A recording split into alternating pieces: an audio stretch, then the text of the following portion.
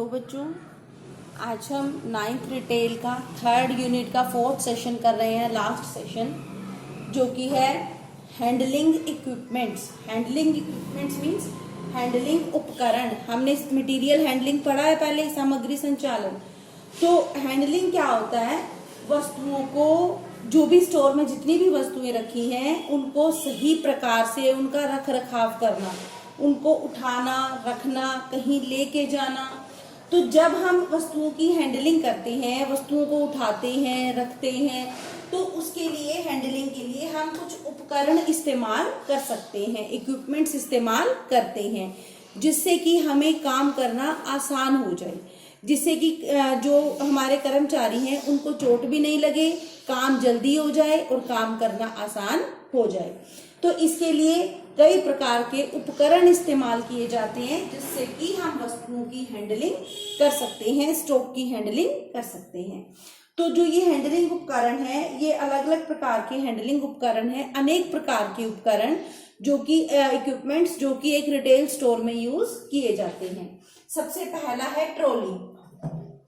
Trolley क्या होता है? आपने देखा होगा, कभी स्टोर में गए या टीवी में देखा होगा कि जब लोग शॉपिंग करते हैं तो एक ट्रॉली इस तरीके से आगे बढ़ाते जाते हैं और जो सामान होता है उसी में डालते जाते हैं, जो भी उन्हें खरीदना हो। ट्रॉली के नीचे टायर लगे होते हैं, उसमें काफी सारा स्पेस होता है, जगह होती है और बहुत सी वस्तुएं उसमें रखी जा सकती हैं। तो वस्तुओं को रखने के लिए, हैवी वस्तुओं और बहुत ज्यादा वस्तुओं को रखने के लिए हम ट्रॉली का इस्तेमाल करते हैं, जिससे कि वस्तुओं को उठाना आसान हो जाता है। परंतु अगर वस्तुएं बहुत अधिक भारी हैं तो उसमें हम ट्रॉली का इस्तेमाल नहीं करते। क्यों? बहुत अधिक वेट रखने से ट्रॉली के टायर निकल सकते हैं और ट्रॉली पलट सकती है, जिससे कि वस्तुओं का नुकसान हो सकता है, खुद को भी नुकसान हो सकता है। इसलिए हम ट्रॉली में वस्तुएं रखते हैं। अगर वस्तुएं बहुत अधिक भारी नहीं है और अधिक मात्रा में खरीदनी है या रखनी है, तो उसके लिए हम ट्रॉली का इस्तेमाल करते हैं। इस तरीके से ट्रॉली को आगे बढ़ाया जाता है। नेक्स्ट है बैग्स, बैग या थैले।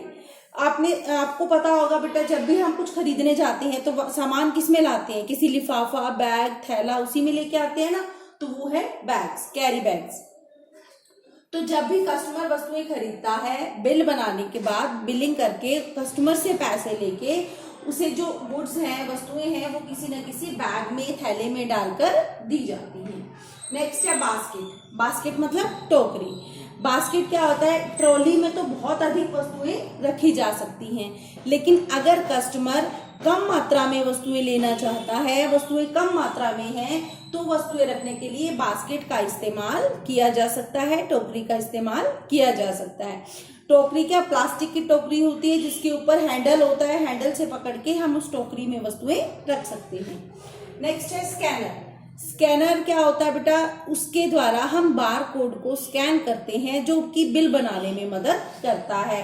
आपने देखा होगा, रिटेल स्टोर्स में बिल बनाने के लिए एक मशीन का इस्तेमाल किया जाता है, जो कि बार कोड की फोटो लेता है, वो बार कोड को स्कैन करता है, तो उसके द्वारा बिलिंग करने में हमारी मदद होती है। नेक्स्ट है लेबलिंग मशीन। लेबलिंग मशीन क्या होता है? एक ऐसी मशीन होती है जिससे हम लेबल्स बना सकते हैं, वस्तुओं पर या शेल्फ पर लेबल लगाए जाते हैं। आपने कभी देखा हो तो वस्तुओं के ऊपर छोटी चिट लगी होती है, जिसके ऊपर वस्तुओं का रेट, या फिर शेल्फ के ऊपर चिट लगी होती है कि यहाँ पे खाने पीने का सामान है या उसका रेट कितना है, वहां पे किस प्रकार का सामान रखा है। तो इस प्रकार के शेल्फ और वस्तुओं पर लेबल लगाने के लिए इस मशीन का इस्तेमाल किया जाता है। नेक्स्ट है EFTOPS, यानी कि electronic fund transfer. Electronic fund transfer क्या होता है कि इसमें पैसे देने के लिए, पेमेंट करने के लिए और पेमेंट की रसीदें बनाने के लिए इलेक्ट्रॉनिक तरीकों का, यानी कि कंप्यूटर्स का इस्तेमाल किया जाता है, जिससे कि पेमेंट की लेन देन और उसका रिकॉर्ड बनाना इजी हो जाता है, आसान हो जाता है। नेक्स्ट है इलेक्ट्रॉनिक स्केल्स, यानी कि इलेक्ट्रॉनिक पैमाने। इलेक्ट्रॉनिक पैमाने क्या होते हैं? आपने देखा होगा बेटा कि भार मापने के लिए एक ऐसे स्केल, पैमाने का इस्तेमाल किया जाता है कि वस्तु उसके ऊपर रखो, डिजिटल पैमाने, जिससे कि उसका वेट उसके ऊपर लिखा हुआ आ जाता है कि ये कितने किलो या कितने ग्राम का है। तो वो होते हैं इलेक्ट्रॉनिक पैमाने। तो इलेक्ट्रॉनिक स्केल्स में क्या होता है, इसमें वस्तु का वेट के साथ साथ उसकी यानी कि उसका कीमत भी पता लगा सकते हैं कि ये वस्तु कितने की है। तो कीमत और वस्तु का भार मापने के लिए इसका इस्तेमाल किया जाता है। नेक्स्ट है पैलेट्स।